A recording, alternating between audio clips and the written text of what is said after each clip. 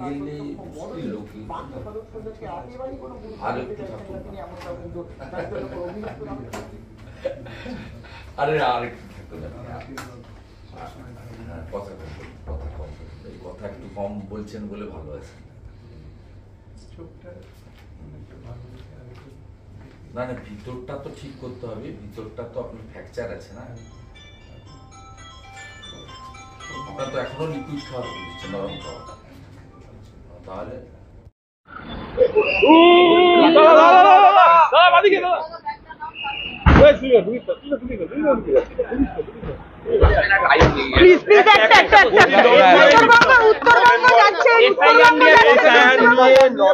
নভেম্বরেই পথে নামছেন তৃণমূল, মানে নভেম্বর বিপ্লব শুরু হচ্ছে। ইলেকশন কমিশন যথেষ্ট বুঝে নিবে, ইলেকশন কমিশন বুঝে নিবে। আমার মারছে এরা, মাথা গুলি একটু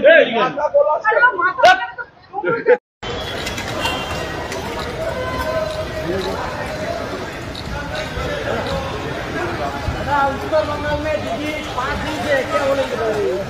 उत्तर बंगाल में दीदी 5 दिन बेबीটা পিছাও, बेबीটা हाथ পিছাও, दोनों आस्ते पेटी आस्ते हाथ कुछ ना जाका हॉलिडे चल रहा है, दादा मोबाइल बांग्लादेश दुर्गापुर का जो विक्टिम है उसके फादर आने की सीबीआई मांग को लेकर दादा सीबीआई इंक्वायरी डिमांड कर रहे हैं। मैं क्या ठीक बोली दादा आपने आसार आगे आरो একজন গ্রেফতার अपना ओपिनियन। दादा হামলার ঘটনায় আরো একজন গ্রেফতার। हम लोग तो बोलता है बंगाल में कोई बेटी ये लॉ एंड ऑर्डर है, ये इसके अंदर कोई करना पड़ेगा। ममता बनर्जी ने आर्टिकल का बात बार बार बताया, ये केस मेरा हाथ में रहता तो मैं संघर्ष तो, अभी तो आपका हाथ नहीं है, पुलिस का, आप तुरंत कार्रवाई कीजिए, चार्जशीट डाल दीजिए, फास्ट ट्रैक कोर्ट में ट्रायल करा के सबको कैपिटल पनिशमेंट जो संस्थान है ये इसके अंदर वो आप इम्प्लीमेंट कर दीजिए, ये बंगाल का जनता का उम्मीद है। और महुआ मोइत्रो ने बोला है सेंट्रल गवर्नमेंट को एक्यूज किया है कि तालिबान का जो मिनिस्टर आया तो उसका बाद में कोई टिप्पणी नहीं है। दादा आज एनफोर्समेंट डायरेक्टरेट वो नहीं करेगा, वो ममता बनर्जी का कंपनी का एम्प्लॉई है, उसका बाद में इतना वेटेज देने की कोई जरूरत नहीं है, हिंदू विरोधी है। দাদা নাগরাকাটায় একজন তৃণমূল ঘনিষ্ঠ গ্রেফতার আপনি আসার আগে। কাণ্ডে সৌরভ রায়ের বাড়িতে ফের ইডি গেল না, সৌরভ রায়ের বাড়ি নয়, বালির সঙ্গে উত্তরবঙ্গ থেকে দক্ষিণবঙ্গ এই যে ব্যাপকভাবে নদীর ভাঙন, নদীর পথ যে পরিবর্তন, আমি গত সপ্তাহে যখন এসেছিলাম আমি মাটিগাড়াতে গেছিলাম, সেখানকার সমস্ত মাথাটা নিচে দেখতেই পারি না, এখানে যত তিস্তা থেকে শুরু করে যত ছোট নদী আছে সব গতিপথ চেঞ্জ করে দিয়েছে বালি মাফিয়া, এবং এরা সমস্ত তৃণমূল কংগ্রেসের লোক, এদের সঙ্গে ল্যান্ড ডিপার্টমেন্ট এবং পুলিশের সরাসরি যুক্ত এরা। অতএব উত্তরবঙ্গ বলুন দক্ষিণবঙ্গ বলুন, বালি সিন্ডিকেট, বালি মাফিয়া এবং একটা ঘাটের বৈধ ইজারা নিয়ে ওভারলোডে গাড়ি চালাচ্ছে সব তৃণমূল কংগ্রেস, এবং এই টাকার একটা বড় অংশ কালীঘাটে পৌঁছাচ্ছে। এই সিন্ডিকেটকে ভাঙার জন্য ইডি চেষ্টা করছে, এবং সেই চেষ্টাটা সম্পূর্ণ হোক এটাই আমি চাইব। একজন গ্রেফতার, কি বলবেন? সাংসদ আসার আগে নাগরাকাটায় একজন তৃণমূল ঘনিষ্ঠ গ্রেফতার, হামলার ঘটনায় নাগরাকাটায় একজন গ্রেফতার হলো আপনি আসার আগেই, তৃণমূল ঘনিষ্ঠ। আমার সঙ্গে কোনো সম্পর্ক নেই, বিষয়টা হচ্ছে এফআইআর নেম যারা ছিল তাদেরকে এর আগে অ্যারেস্ট করে, আজকের অ্যারেস্ট যদি এফআইআর নেম হয়ে থাকে, মান্নান সরকার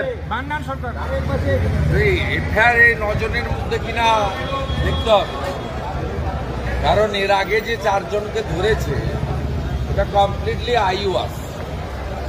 এক হচ্ছে মিডিয়াতে পারসেপশনটাকে ঠিক করার জন্য ইমেজ, দ্বিতীয় হচ্ছে এসটি কমিশন এবং স্পিকার ওম বিড়লা রাজ্য সরকারকে রিপোর্ট দিয়েছিলেন, সেইটা থেকে বাঁচার জন্য।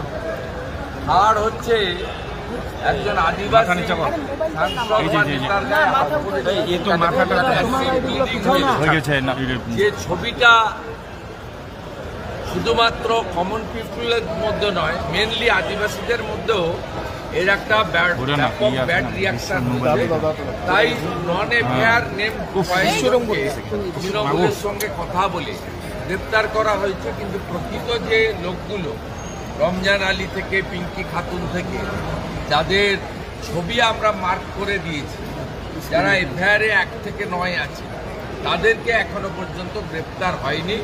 তাই খগেন মুর্মু মহোদয় আর তার যারা কমপ্লেনার এফআইআরে, তারা ইতিমধ্যে কলকাতা হাইকোর্টে ভ্যাকেশন বেঞ্চে গেছে পুলিশ ইনঅ্যাকশন এবং এনআইএ বা কোনো সেন্ট্রাল এজেন্সির ভোট মনিটরিং ইনভেস্টিগেশনের জন্য।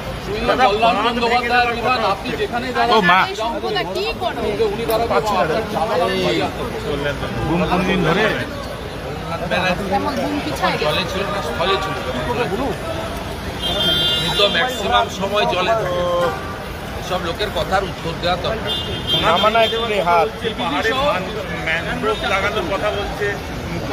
ম্যানগ্রোভ পাহাড়ে চাষ হয়, তরাই ডুয়ার্সে হয়, লোনা জায়গা ছাড়া। মূর্খ মুখ্যমন্ত্রী। কালকে রাত্রেই আমি সোশ্যাল মিডিয়াতে ম্যানগ্রোভ কোথায় কোথায় চাষ করা যায় বলে দিচ্ছি। সুন্দরবন এবং স্যালাইন এলাকাতে করা যায়, ম্যানগ্রোভ এখানে চাষ হয় না। এ না শেখার চেষ্টা করে, না জানার চেষ্টা করে, যে যা আসে তাই বলে। আর আপনারাও সেগুলো দেখান, আপনাদের কারোর সাহস নেই দু একটা চ্যানেল ছাড়া যে মুখ্যমন্ত্রীর এই ভুলগুলোকে ধরিয়ে দেওয়ার। এতে কি হচ্ছে, মুখ্যমন্ত্রী অ্যাডমিনিস্ট্রেটিভ চিফ, রাজ্যের বড় পোস্টে আছে, তিনি এই ধরনের কথা বললে আমাদের ছাত্রছাত্রীদের মধ্যে যারা পড়াশোনা করছেন তাদেরকে বলা হচ্ছে যে লবণাক্ত এলাকায় কি কি গাছ হয়।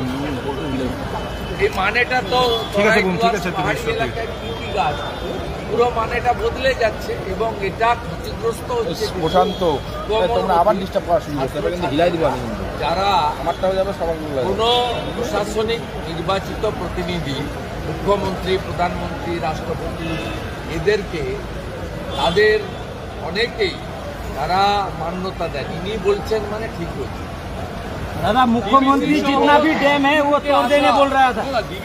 बांध भेंगे देওয়ার কথা বলা হয়েছে। हिंदी में बोलिए, ये हिंदी में। বাঁধ ভেঙে দেওয়ার কথা বলছেন। বাঁধ ভেঙে ফারাক্কার বাঁধ ড্রেজিং না করতে পারলে ডিভিসি নিচে নামা আরে কি করছে থাকার জন্য এবং যে জনরস তৈরি হয়েছে, একেবারে আরামবাগ, খানাকুল, ঘাটাল থেকে শুরু করে পাহাড় থেকে কুচবিহার পর্যন্ত যে জনরস তৈরি হয়েছে, মাথাটা নিচে সেই জনরস থেকে বাঁচার জন্য এই ধরনের কথাবার্তা উনি বলছেন। উনি নিজেও জানেন যে এটা অবাস্তব, অবান্তর, এর সঙ্গে সত্যের সম্পর্ক নেই এবং ওটা এনার ক্ষমতার বাইরে। কিন্তু ওনাকে বলতে হচ্ছে যাতে আগামী কয়েক মাস পরে বিধানসভা ভোটে উত্তরবঙ্গে যখন এই বিষয়টা ইস্যু হবে, তখন উনি বলতে পারবেন যে আমি তো বলেছিলাম বাঁধ ভেঙে দেব, আপনারা আমাকে আবার জেতান, আমি বাঁধ ভবানীপুরে কি সেফ নাই মুখ্যমন্ত্রী? আপনাদের উপর বহিরাগত ঢোকানোর তত্ত্ব। ভবানীপুর আসন কখনোই তৃণমূলের জন্য সেফ ছিল না, আজও নেই। কারণ ভবানীপুরে মুসলিম পার্সেন্টেজ হচ্ছে 20%, তাও 77 নম্বর ওয়ার্ড চেতলা, ওই একটা ওয়ার্ডের 17,000 ভোট লিড নিয়ে আরো 2-4টা ব্যানার্জি আর তার দল গত লোকসভাতে 7,800 ভোটে জিতেছে। এসআইআর এর পরে বাংলাদেশি মুসলমানদের নাম বাদ চলে যাওয়ার পরে 77 নম্বর ওয়ার্ডেও লিড পাবে না। গত লোকসভা নির্বাচনে আমরা ওখানে 8টার মধ্যে 5টা ওয়ার্ডে লিড পেয়েছি।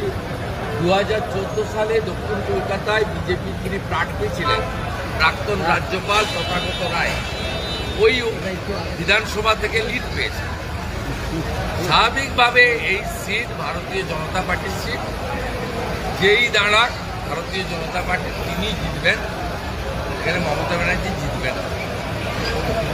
পাহাড়ে নিজেরাই মানুষ বাসের সাঁকো বানাচ্ছে, মানে সরকারের উপর আস্থা না। আমি নিজের চোখে দেখে এসেছি, গত মঙ্গলবার আমি নিজের চোখে দেখে এসেছি পাহাড়ের লোক কি কষ্টে রয়েছে, এবং যাদের এই ভূমিধসে বা মেঘ ভাঙা বৃষ্টিতে বাড়ি ঘর দুয়ার চলে গেছে, তাদের ওই জায়গায় আর পুনর্বাস সম্ভব নয়। সে সরকারি দিক, বেসরকারি দিক, রাজনৈতিক দলই দিক, সাংসদ বিধায়ক ব্যক্তি দিক, ওইখানে ওদের ঘর করা সম্ভব নয়। ওদের যেটা করা উচিত, যেটা মুখ্যমন্ত্রী করেছেন বলে আমার জানা নেই, ওদের মিনিমাম 2 কাঠা বা 5 ডিসমিল করে জমি দেওয়া উচিত। এবং পাহাড়ে যেহেতু অন্যভাবে ঘর হয়, সমতলের মতো বাড়ি ঘর করা যায় না, তাদের একটু জায়গা লাগে, স্পেস লাগে। আর সাথে সাথে এই ঘর বানানোর জন্য এই 1,20,000 টাকা স্কিমে হয় না। ন্যূনতম কাঠ এবং টিন দিয়ে ঘর বানাতে গেলেও 5 লক্ষ টাকা মিনিমাম এদের দেওয়া হয়। এটা রাজ্য সরকার করতে পারেনি, করেনি, করবে না। ভারতীয় জনতা পার্টিকে আনুন, আমরা পাহাড়ের এই দুর্দশাকে স্থায়ী সমাধান করব। আমি ওই খাড়া পথে একদম টপে গেছি সৌরনীতে, আমি নিজে দেখেছি কি বিপজ্জনকভাবে পাহাড়ের রাস্তাগুলো রয়েছে। না আছে ট্রাফিক সেফটি, না আছে বিপজ্জনক বাঁধগুলোতে যে আমাদের কংক্রিটের যে ব্যারিয়ার থাকে, না আছে। এবং আমি অন্তত 5টা জায়গা ক্রস করেছি সেদিন, যেখানে সদ্য নরম মাটি দেওয়া হয়েছে। অর্থাৎ পাহাড়ের রাস্তা এই মুহূর্তে শুধু পর্যটকদের জন্য, পাহাড়ের জনগণের জন্য বিপজ্জনক। যে বিষয়ে জিটিএ, আইটিপিপি, কেন্দ্র রাজ্য সরকারের সবাই মিলে এখানকার স্টেট অ্যাডমিনিস্ট্রেশনের উচিত এটা করা। মুখ্যমন্ত্রী সেই কাজটা করেছেন বলে আমার মনে হয়নি। গত পরশুদিন তিনি সাডেন গেছেন মিরিকে, একটা রিলিফ ক্যাম্পে, আগে থেকে সাজানো গোছানো ছিল, রাস্তায় কোনো লোক ছিল না।